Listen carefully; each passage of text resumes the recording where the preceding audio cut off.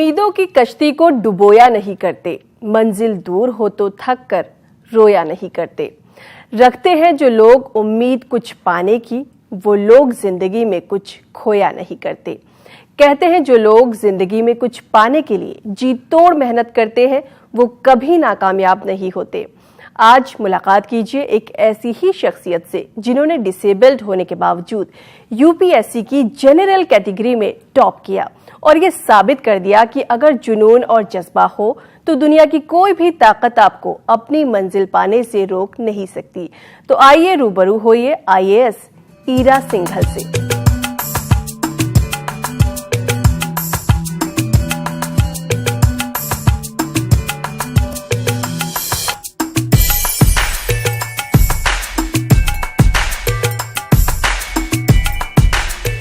इस्तकबाल है आपका हमारे इस प्रोग्राम में। Thank you.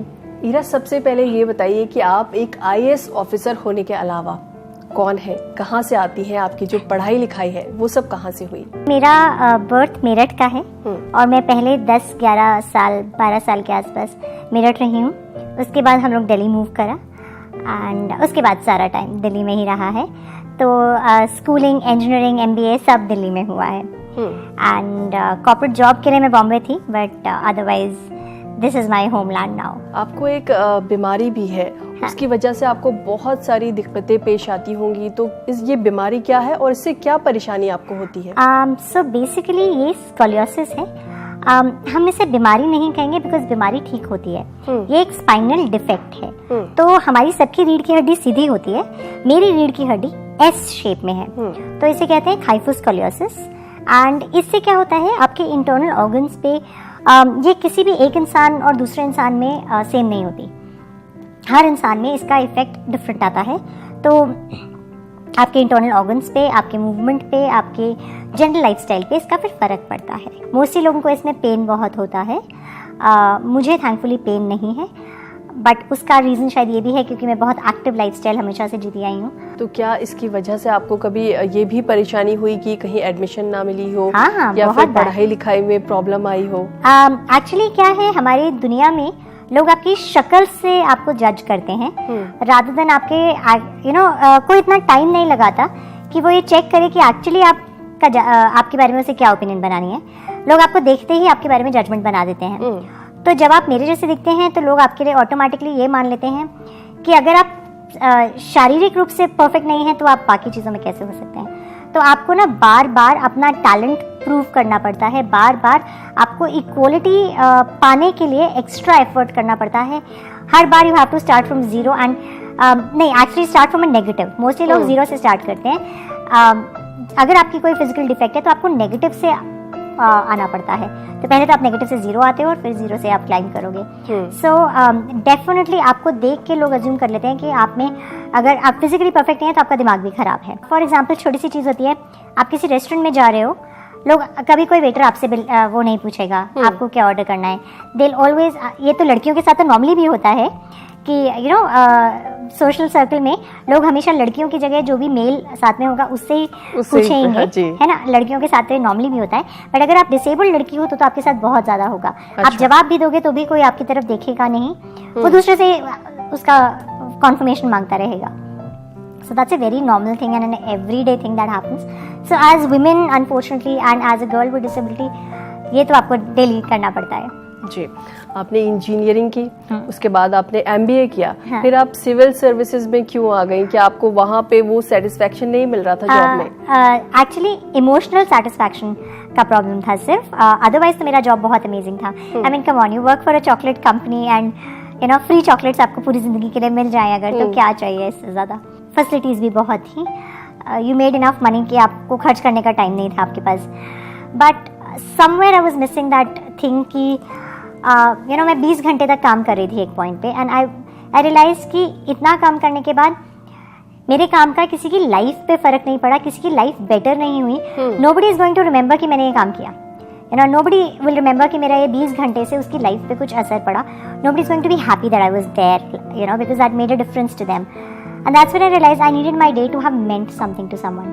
I needed my job to have meant something to someone in their life, made someone's life better, made a change for someone. किसी के लिए कुछ पॉजिटिव होना,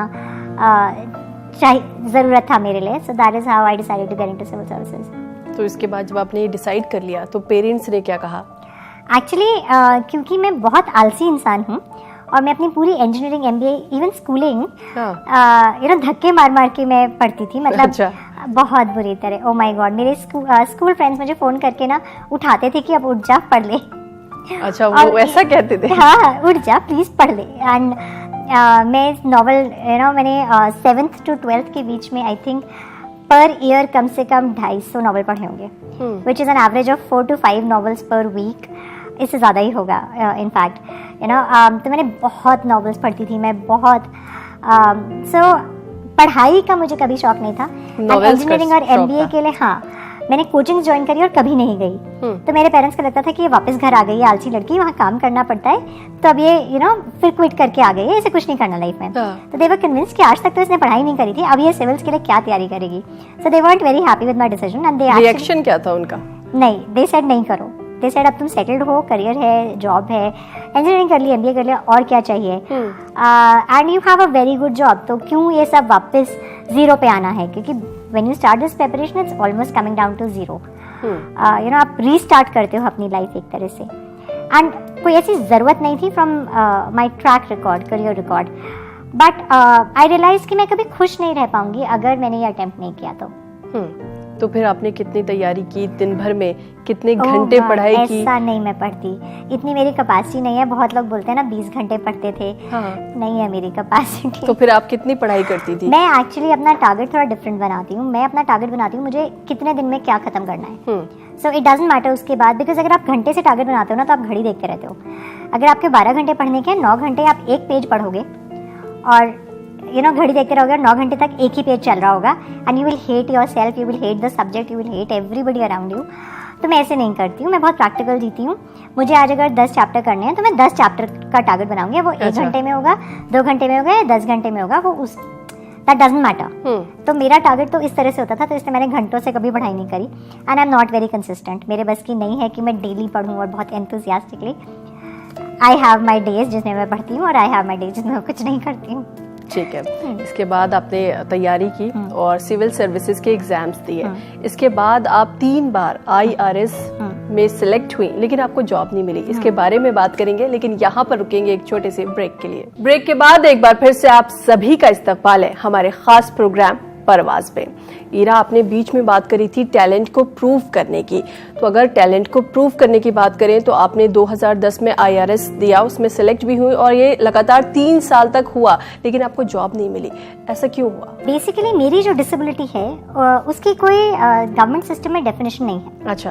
एंड मेरी जो डिसेबिलिटी आती है उसमें मैं किसी भी जॉब के लिए एलिजिबल नहीं हूँ. ये मान लिया गया है कि ये डिसेबिलिटी वाला इंसान कुछ कर ही नहीं सकता. अच्छा. तो मेरी एलिजिबिलिटी इनफैक्ट सिर्फ एक सर्विस की है इन ऑल गवर्नमेंट जॉब्स. सब मिला लीजिए आप, लोअर D लेवल के जॉब से लेके group A any service, I am only eligible as an IAS officer. So IRS के लिए मैं मेडिकली एलिजिबल नहीं डिक्लेयर करी गई, जबकि जो 2 क्राइटेरिया थे कि उन्हें आपसे क्या काम कराना है जॉब में, वो मैं फिट करती हूँ. अच्छा. And as a person with disability अगर आप उससे लेंगे कि जो तो वो भी मैं फिट करती हूँ. द ओनली प्रॉब्लम इज कि उन लोग हर सर्विस में एक कौन सी डिसेबिलिटी को कौन सर्विस लेगी वो डिसाइड करा हुआ है. That is actually against the law, but ये हुआ है एंड उस बेसिस पे मुझे 3 बार रिजेक्ट किया गया. लेकिन फिर भी आप बहुत मेहनत के बाद एक ऐसी जगह पे पहुंचते हैं, एक ऐसी जॉब में सिलेक्ट होते हैं जिसका लोग सपना देखते हैं, और वहाँ पर जाकर आपको रिजेक्ट कर दिया जाता है, वो भी 1 बार नहीं 3 बार. तो उस वक्त कैसी फीलिंग आती है? जो लोग ऐसा कर रहे होते हैं उनके लिए क्या फीलिंग आती है? एक्चुअली मैं सच बोलूँ तो ऐसा नहीं है कि मुझे उन पे नेगेटिविटी या कुछ वो था. Point is I have faced this all my life. मैंने लोगों का ना सोचना पूरी जिंदगी फेस किया है, लोगों की समझ की कमी मैंने तो पूरी जिंदगी फेस की है. तो this was another opportunity of O my God again. But क्योंकि मैं अपनी पूरी जिंदगी फाइट करती आई हूँ, पूरी जिंदगी मैंने मेहनत करी है यही प्रूव करते रहने में कि भाई you have to look at me as a person who can do things. You have to remove your bias and then look at me and then decide कि मैं कर सकती हूँ कि नहीं, रादर देन यू अज्यूमिंग कि मैं नहीं कर सकती हूँ. तो it was just another day in my life. It was just another battle that I had to take. ऐसी मैंने बहुत बैटल्स लड़ी हैं, हर स्टेज पे लड़ी है। तो जैसे आपने भी कहा कि बचपन से फेस किया है, तो बचपन से अगर हम कुछ यादें जानना चाहें कि किस तरह की यादें हैं, या कुछ कभी ऐसा फेस करना पड़ा हो जब आपको फैमिली एहसास नहीं दिलाती, लेकिन जो बाहर के लोग होते हैं वो एहसास दिलाते हैं आपको। बचपन में मेरे साथ ऐसा नहीं हुआ। क्यों? क्योंकि मेरी डिसेबिलिटी जो है वो टीनेज में ज्यादा दिखती थी। बचपन में I was just a short kid. ऐसा नहीं था कि मेरी डिसेबिलिटी बहुत विजिबल थी। हाँ, आपके मूवमेंट रिस्ट्रिक्शंस थे, ये दिखता था, और आप बहुत छोटे हो, ये भी दिखता था। बट बिकॉज मैं स्कूल में बहुत I was one of the toppers in my school and I was very good at almost everything. तो समवेयर वो टैलेंट जो made it being a slightly smaller place, वहाँ एवरीबडी नोज कि आप कितने टैलेंटेड हो, सो वो जजमेंट वहाँ से आता था। एंड प्लस अगर आपकी फैमिली हमेशा पॉजिटिवली आपको प्रेजेंट करती है तो the world starts looking at you positively. ये बिल्कुल सच है। मैं एक बहुत फनी आपको इंस्टेंस बताऊँ। दिल्ली में one of the schools that we had applied to, जब हम दिल्ली शिफ्ट हुए फॉर माई एडमिशन, उन्होंने मुझे ये कह के रिजेक्ट कर दिया था कि ऐसे बच्चों को हम नहीं लेंगे। अच्छा। एंड उन्होंने मेरे पेरेंट्स को ये बोला कि इसको आप स्पेशल स्कूल में भर्ती कराओ, ये हमारे स्कूल में के लायक नहीं है। डिस्पाइट द फैक्ट मैं एक नॉर्मल स्कूल की टॉपर थी। And a couple of years ago, I was a chief guest at a function in that same school. Oh. So that was quite a turn of events. But yeah. तो उस वक्त क्या feeling आ रही थी कि ये वही स्कूल है जिसने रिजेक्ट किया? मुझे एक्चुअली ये फीलिंग है कि चलो आज ये ऐसा नहीं करते हैं। So I was happy about that. अच्छा, इसके बाद जब आप IRS में सिलेक्ट हुई और उसके बाद आपको जॉब नहीं मिली, तो आपने एक केस भी फाइल किया था।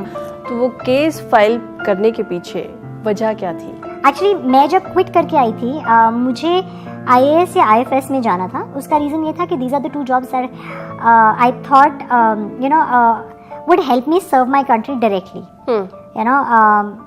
फॉरेन का रीजनिंग ये था कि I love travelling and I love learning languages and you get to represent India at a larger stage. And IAS में तो आप डायरेक्टली लोगों के साथ काम करते ही हो, you help make lives better every single day. So these were my two position that I wanted to get into. But हुआ ये कि तो इसलिए जब मेरा IRS का रिजल्ट आया था, जब मेरा रैंक आया, तो आई न्यू कि मेरे को IAS या IFS नहीं मिलेगा इस रैंक पे। तो आई सेड ठीक है, दोबारा तैयारी करनी पड़ेगी, तो पढ़ाई करो। बट हुआ क्या, मेरे जैसे और बहुत कैंडिडेट्स को रिजेक्ट किया गया था। एंड उनके मुझे फ़ोन कॉल्स आए ये कहते हुए कि आपको पता है आपके साथ क्या हुआ? तो मुझे तो पता ही नहीं था कुछ हुआ है एक्चुअली। मैंने तो जब रैंक देखा उसके बाद आई वाज लाइक नहीं मिलेगा, छोड़ो, दोबारा तैयारी करो। तो मैं तो दोबारा अटेम्प्ट की तैयारी करी थी। बट वो जो दूसरे कैंडिडेट्स थे उन्होंने मुझे बताया कि ऐसे करके रिजेक्ट किया गया है। And then I started investigating and I found out कि ये रीज़न है।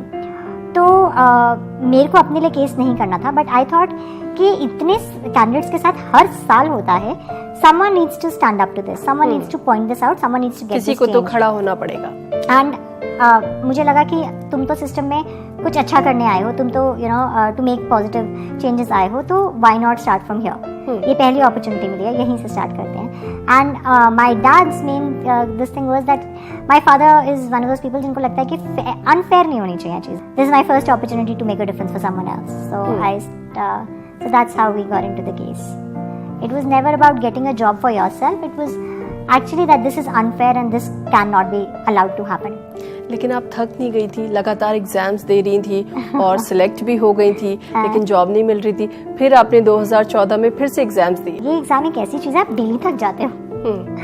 तो अगर आप डेली थक जाते हो तो आपको अगले दिन उठ के फिर तैयारी करने की भी आदत पड़ जाती है। मैं एक चीज़ बोलूँगी कि मेरे पास एक बहुत बड़ा क्वेश्चन था कि एक तो I was financially stable, my parents were well to do, and दूसरी चीज़ मैं जब कॉर्पोरेट छोड़ के आई थी तो मेरी कंपनी ने मुझे क्लियरली बोला था आपको जिस दिन वापस आना है आप आ सकते हो, दरवाजे खुले हैं। So I had that confidence कि मेरे को जॉब की प्रॉब्लम नहीं थी, जॉब मुझे पता था मुझे कल मिल जाएगा। So for me this was about finding that one thing that was going to make me happy working. तो इसलिए शायद it was yes, it was very tiring. I think सबसे थकाने वाली चीज़ ये एग्ज़ाम देना है। एंड सेकेंडली मैं हर बार अपनी कमी देख सकती हूँ। I can find a fault with my self. मैं अपनी गलती देख सकती हूँ, मैं अपनी कमी देख सकती हूँ। तो इंस्टेड ऑफ सेइंग कि एग्जामिनर ने ये किया, क्वेश्चन पेपर ऐसा आया, सब्जेक्ट बेकार है, UPSC खराब है, मैं ये देख सकती थी कि मैंने क्या गलत किया। तो आपको एक रीज़न मिल जाता है कुछ बदलने का अगले दिन। So that is how I could keep my self into the loop because I could always find कि अब इससे ये बेटर कर लेते हैं। शायद अगर मुझे वो दिखना बंद हो जाता तो मैं ज़्यादा डिमोटिवेट हो जाती और तब मैं नहीं दे पाती। बट क्योंकि बचपन से आई हैव लर्न कि तुम दुनिया को नहीं बदल सकते, तो the only person you can change is your self. तो वो आदत थी कि अपनी गलती ढूंढ लो और अपने आप को चेंज कर लो। जी, इसके बाद आप IAS टॉपर कैसे बनी, इसके बारे में आपसे जानेंगे, लेकिन यहाँ पर रुकेंगे एक छोटे से ब्रेक के लिए। ब्रेक के बाद एक बार फिर से आप सभी का इस्तकबाल है हमारे खास प्रोग्राम परवाज में। ईरा, इसके बाद आपने 2014 में एक बार फिर से एग्जाम्स दिए और इस बार आप IAS टॉपर बनी। बहुत सारे लोगों के कॉल्स आ रहे होंगे, तो मतलब बिलीव हो रहा था या नहीं हो रहा था? एक्चुअली हुआ क्या था कि इंटरनेट पे रिजल्ट आना था एंड UPSC की वेबसाइट पे आ गया था कि 1 बजे रिजल्ट आएगा। अच्छा। एंड हम लोग सब, I was in the IRS का hostel at that time Hyderabad में, एंड सब लोग रिफ्रेश कर रहे थे अपने कंप्यूटर्स बिकॉज सबने पेपर दिया था। एंड मेरा 12:55 के आसपास इंटरनेट बंद हो गया। अच्छा। मेरा इंटरनेट बंद हो गया और वो चला नहीं। तो आई केप्ट रिफ्रेशिंग, पता चले so this friend of mine, वो अपने कमरे से बाहर निकली and she was running in the corridor yelling Ira is the topper, Ira is the topper. तो मुझे समझ नहीं आया। बेसिकली मुझे लगा वन ऑफ द टॉप 10-15 में नाम होगा, ऐसे बोल रही है वो। तो then I went out. Actually मैंने रिजल्ट आई थिंक 1.5-2 महीने बाद देखा, मैंने रिजल्ट ही नहीं देखा। अच्छा। हाँ, तो उसने ये बोला। उसके बाद समझने में 2 मिनट लगे, बोल क्या रही है वो। And then it was like oh my God, ये कैसे। बट ऑनेस्टली सबसे बड़ी फीलिंग ये थी, थैंक गॉड अभी पेपर दोबारा नहीं देना, थैंक गॉड ये कहानी खत्म, thank God you can move on in life now. And इतने मीडिया के कॉल्स आने लगे कि मैं सिर्फ अपने पापा को फोन करके ये बोल पाई कि पापा टीवी चलाओ। अच्छा। तो टीवी पे एक्चुअली आ रहा था हमारी फोटोज के साथ। UPSC फॉर्म में जो हमने फोटोज लगाई थी वो फोटोज के साथ टीवी पे आ रहा था। तो that is how I knew कि तो जो आपके घर में पहली न्यूज मिली वो टीवी के जरिए मिली। हाँ। तो जो आपके पेरेंट्स थे उस टाइम क्या बोल रहे थे, क्योंकि मेरी वो उनसे 2 दिन आपको बाद मना बात कर हुई। रहे थे शुरू में? हाँ, नहीं, मैं ये एग्जाम नहीं दे पाती अगर वो मुझे एक्चुअली सपोर्ट नहीं करती, क्योंकि मैं तो घर पे रह के तैयारी लेकिन कर फिर रही भी एक टॉपर होना बहुत हाँ। बड़ी बात है। मेरी उनसे बात ही नहीं हुई। 2-3 दिन बाद मेरी बात हुई अच्छा। है, क्योंकि ना उनके पास टाइम था ना मेरे पास टाइम था। अच्छा, कोई भी स्टूडेंट होता है या कोई भी इंसान होता है, जब वो सिस्टम से बाहर होता है तो उसे बदलना चाहता है, सिस्टम के लिए काफ़ी कुछ करना चाहता है, बहुत सारे चेंजेस लाना चाहता है, लेकिन जैसे ही वो सिस्टम के अंदर जाता है उसका हिस्सा बन जाता है। तो क्या आप उस सिस्टम का हिस्सा बनी या नहीं बनी? ये मैं तो नहीं बता पाऊंगी, ये तो कोई और ही बता पाएगा। मुझे लगता है सिस्टम का हिस्सा बनने का भी कोई बुराई नहीं है, एज लॉन्ग एज वो एक पॉजिटिव सिस्टम है और वो पॉजिटिव डायरेक्शन में काम कर रहा है।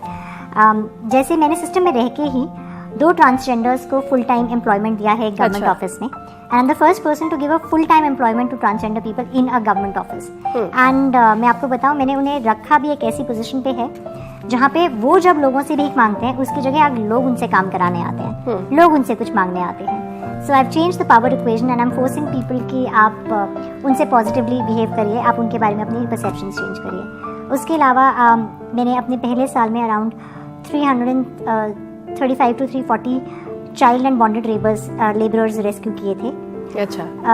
काफ़ी करोड़ों हमने पैसे उनको रिकवर करवाए।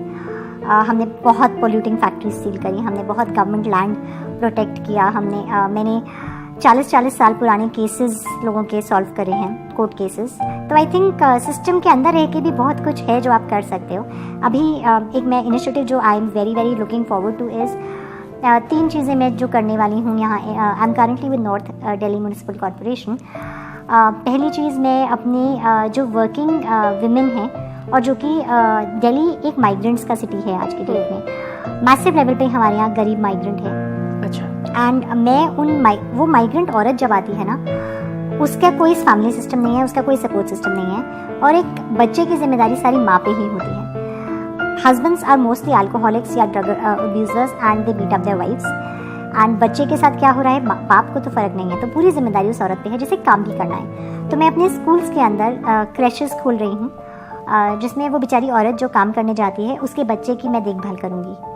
एंड हम 12 घंटे क्रैश चलाएंगे और ये स्कूल की बाउंड्री के अंदर, स्कूल के अंदर होगा, ताकि बिजली, पानी, प्लेग्राउंड, सेफ्टी मैं सब दे सकती हूँ। एंड दूसरा, वो बच्चा जब क्रैश में है तो थोड़े दिनों में मैं उसे क्लास में बहुत आसानी से डाल सकती हूँ। प्लस जो अर्ली इंटरवेंशंस इन बच्चों की मिस हो जाती हैं, क्योंकि माँ देखिए आंगनबाड़ी 3 घंटे के लिए होती है, 9 से 12। एक वर्किंग मदर दिल्ली में ये नहीं कर सकती, वो 9 बजे छोड़ने और 12 बजे लेने नहीं जा सकती बच्चे को। तो वो जो बच्चा आज की डेट में अर्ली इंटरवेंशंस मिस कर रहा है, मैं उसे वो भी दे पाऊंगी। एंड यू नो एक पूरा सिस्टम बन जाएगा उस औरत को और उस बच्चे को सपोर्ट देने के लिए। So that's one thing I able to do, because मैं आज गवर्नमेंट में उस जगह पे हूँ। मेरे पास MCD में आज की डेट में एक क्लास में 50,000 बच्चा है, तो एक साथ हम 50,000 बच्चों को स्क्रीन करेंगे। उसके अलावा हम लोग रिहैब सेंटर्स खोलने की कोशिश कर रहे हैं। दिल्ली में रिहैब सेंटर्स हैं तो सही डिसेबिलिटी के, but they are very far from most places. सब साउथ दिल्ली में हैं या अच्छे एरियाज हैं। जो मेरे रूरल एरियाज हैं, मेरे नॉर्थ के एकदम कॉर्नर में जहाँ एकदम गरीब लोग रहते हैं, वहाँ कुछ नहीं है। So I am trying to set up these rehab centres in those locations, ताकि वो जो पेरेंट्स हैं जिनके बच्चे डिसेबल्ड हैं एंड वो पब्लिक कन्वेंस यूज़ भी नहीं कर पाते हैं, it's very expensive to go from लेट्स से आज़ादपुर टू एम्स, तो वो एंड वो बच्चे को गोद में उठा के वो नहीं जा सकते पेरेंट्स, तो उन पेरेंट्स को एक उनके पास जगह मिल जाएगी जहाँ बच्चे का वो ट्रीटमेंट करा पाए। So there are lots of such things जो हम कर पाए, I be able to do because of being in this job and part of a system. जी, आप इतने बड़े ओहदे पर हैं, लोगों के लिए इतना सारा काम कर रही हैं, एक बदलाव लाने का काम कर रही हैं, लेकिन फिर भी सोशल साइट्स पर लोग आपको ट्रोल बहुत करते हैं। प्रॉब्लम इज़ कि हमारे देश में ना अभी तक वो मैच्योरिटी ही नहीं आई है कि हम इंसान को एज अ इंडिविजुअल देख, एज एन उसके टैलेंट को देख पाएं। हम हर किसी को उसके लुक्स पे जज करते हैं। एंड ये जो इंस्टेंस है, ये एक इंसान का वो आपकी एबिलिटी ना देख पाना और सिर्फ आपकी डिसेबिलिटी देखना, वो है पॉइंट। ये है कि it's not about one individual, it's the सोच, it's the attitude, it's the perception that needs to be changed, that people are not their physical selves, people are the the talent that they possess, the abilities that they possess, and who they are as individuals out in the world. So I think that's where the difference is. मैं नहीं कहूँगी मुझे बहुत troll करते हैं, but once in a while जब troll करते हैं तो क्या कहते हैं? मैं कुछ भी कह सकते हैं लोग, मतलब वो तो आप छोड़ दीजिए, लोगों की इमेजिनेशन बहुत आगे तक होती है, कई बार तो आपको समझ भी नहीं आएगा क्या कह रहे हैं। आपका कोई मैसेज हमारे व्यूअर्स के लिए? मैं सिर्फ ये कहूँगी कि अपने आप को आप पॉजिटिवली जज करो, अपने आप को आप अच्छे से जज करो, तभी दुनिया आपको जज करेगी। हर कोई आपको नहीं समझ सकता, बट आपको तो समझना पड़ेगा। और आप अपने बारे में जो सोचते हो, दुनिया वो सोचने लगेगी। सिर्फ you need to believe in your self, you need to think for your self, you need to take your decision, stop worrying about what the world thinks. दुनिया वही सोचेगी जो आप सोच रहे हैं, तो आप अगर सही सोचेंगे, पॉजिटिव सोचेंगे, दुनिया भी पॉजिटिव सोचेगी। ईरा, आप हमारे स्टूडियो में आई और तमाम बातें अपनी जिंदगी के बारे में हमें बताई। आपका यहाँ आने के लिए बहुत बहुत शुक्रिया। Thank you. तो ये थी IAS ईरा सिंघल। आपसे फिर मुलाकात होगी अगले हफ्ते किसी ऐसे ही शानदार सितारे के साथ। फिलहाल हमें दीजिए इजाजत। आदाब।